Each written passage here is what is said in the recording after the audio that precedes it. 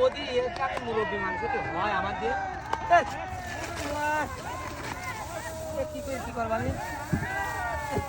ঠিক আছে ছেলে বিলের কমান্ডে নিয়ে যাচ্ছে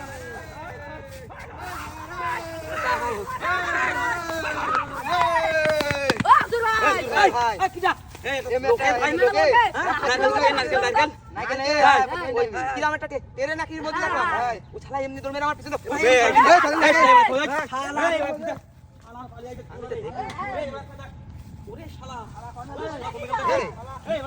দেখাই